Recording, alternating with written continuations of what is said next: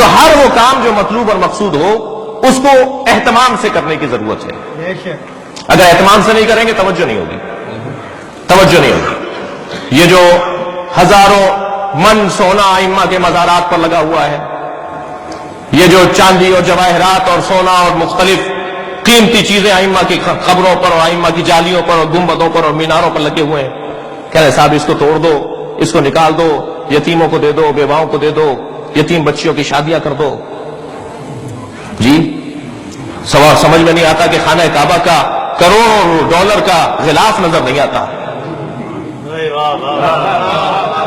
جو جواز اس کا ہے وہی جواز اس کا ہے.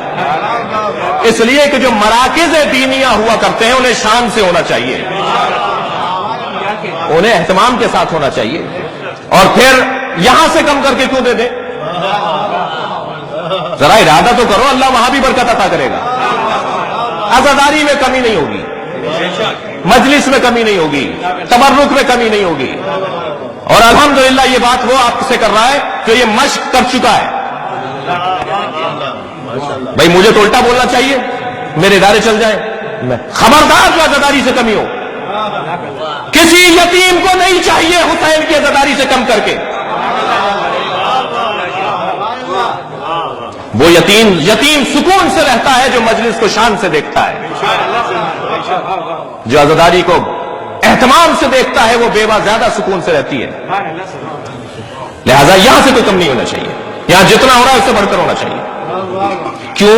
اس لیے کہ جتنا اہتمام کریں گے اتنی توجہ بڑھے گی.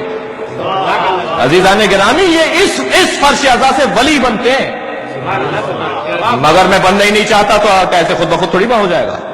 اس کے لیے مجھے اپنے آپ کو مٹانا پڑے گا، اپنے آپ کو گرانا پڑے گا. عراقیوں سے سیکھنے کی ضرورت ہے، عراقیوں سے سیکھنے کی ضرورت ہے. ہم تو 2 دفعہ کوئی مانگ لے تو کہتے ہیں میں ڈبل مار رہا ہے، دوبارہ مانگ رہے ہیں.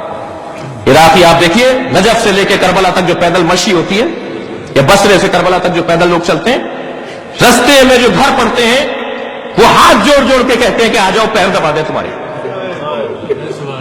آ جاؤ کچھ ہمارے گھر کا کچھ کھا لو، بہت اچھا کھانا بنایا، گرم پانی کر کے رکھا ہوا ہے تمہارے لیے. امام حسین کے عزاداروں،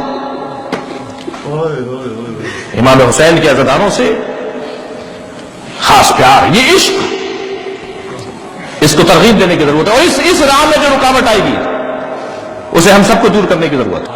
دنیا اتنا کچھ رکھنے کے باوجود آپ کا کچھ نہیں بگاڑ پا رہی.